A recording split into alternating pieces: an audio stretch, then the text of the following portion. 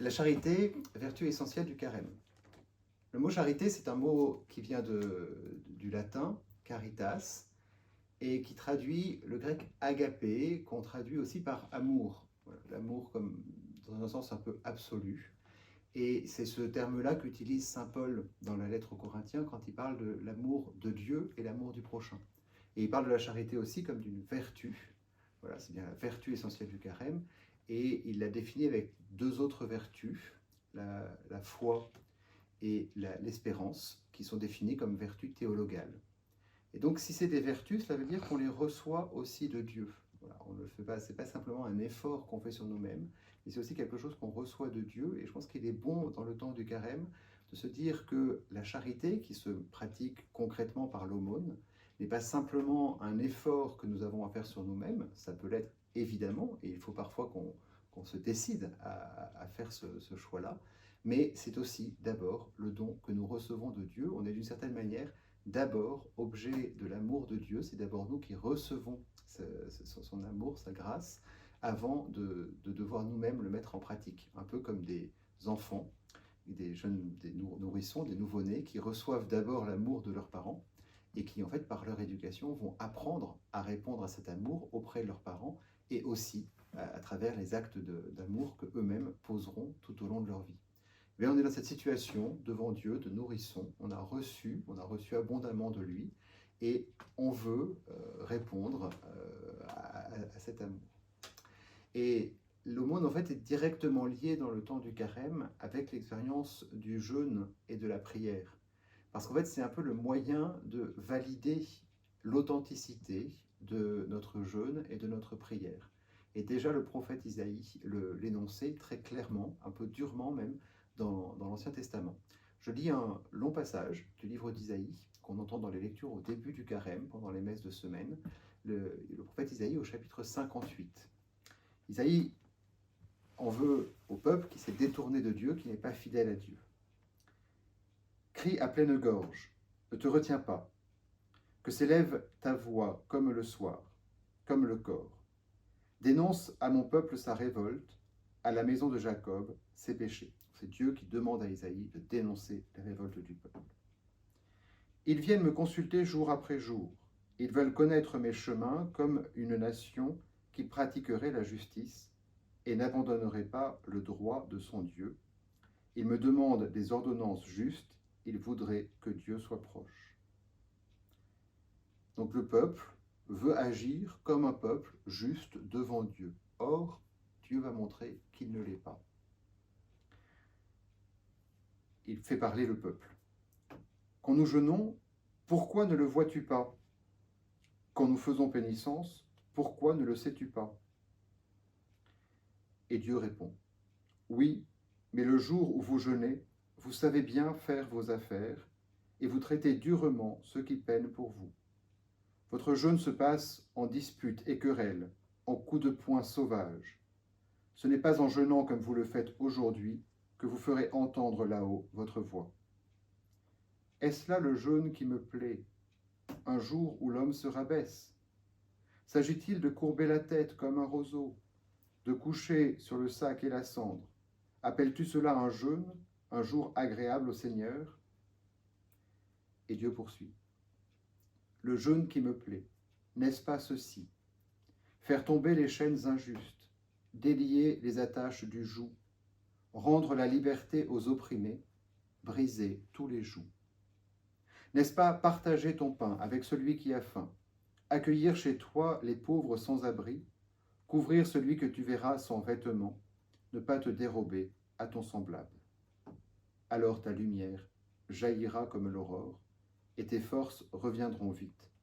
Devant toi marchera la justice, et la gloire du Seigneur fermera la marche. Alors tu appelles le Seigneur, il répondra. Si tu cries, il dira, me voici. Si tu fais disparaître de chez toi le joug, le geste accusateur, la parole malfaisante, si tu donnes à celui qui a faim et ce que toi tu désires, si tu combles les désirs du malheureux, ta lumière se lèvera dans les ténèbres et ton obscurité sera lumière de midi. Et dans ce passage, on découvre combien le peuple se tourne vers Dieu et reproche à Dieu de ne pas lui répondre. Et peut-être cela nous arrive-t-il quelquefois d'avoir une intention de prière qu'on a portée, qu'on a demandée pour une guérison, pour obtenir un travail ou un bien dont on a besoin, qui n'est pas simplement une futilité et un caprice de jeune enfant. Eh bien, on ne voit pas, on ne sent pas, on ne perçoit pas la réponse de Dieu. Donc on peut être en colère contre lui. Combien de personnes disent qu'ils ne veulent plus prier Dieu parce que quand ils étaient petits et que leur grand-mère était malade, ils l'ont beaucoup prié et que leur grand-mère est décédée.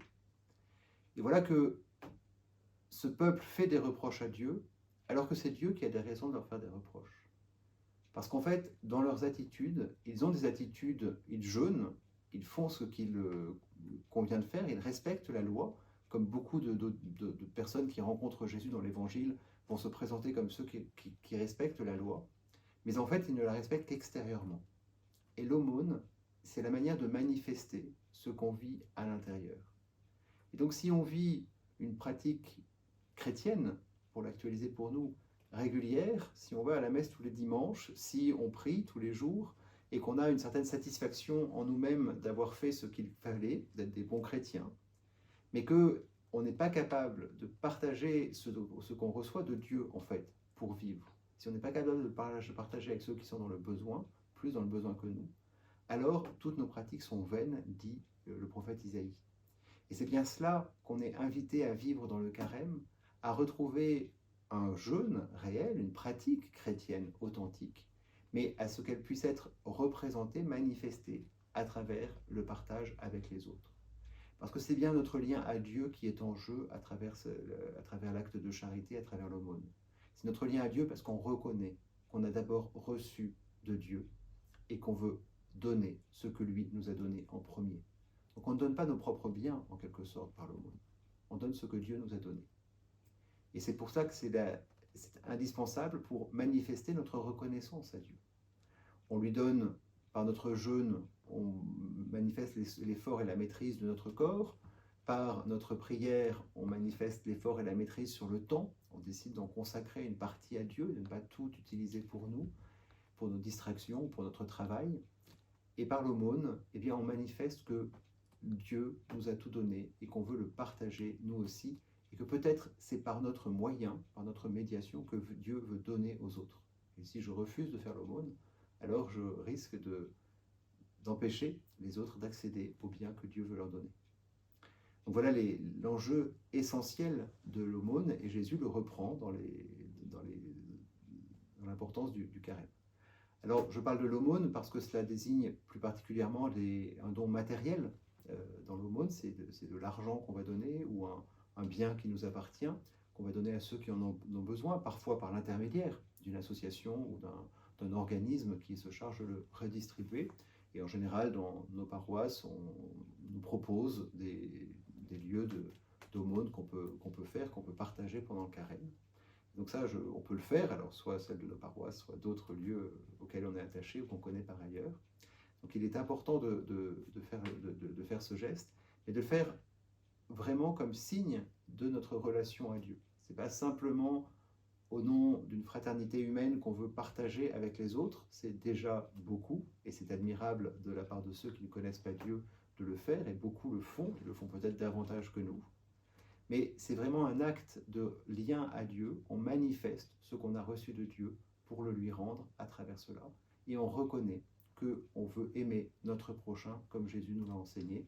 Tu aimeras le Seigneur ton Dieu de tout ton cœur, de toute ton âme, de toute ta force, de toute ton intelligence, et ton prochain comme toi-même. Faire l'aumône, en fait, c'est manifester notre amour à Dieu et notre amour à nous-mêmes, parce que c'est comme cela qu'on veut aimer le prochain. Eh bien, très bon carême à tous, et bon discernement pour décider quel geste d'aumône vous décidez de pratiquer pendant ce carême, et la proportion de vos revenus, de vos ressources que vous souhaitez partager.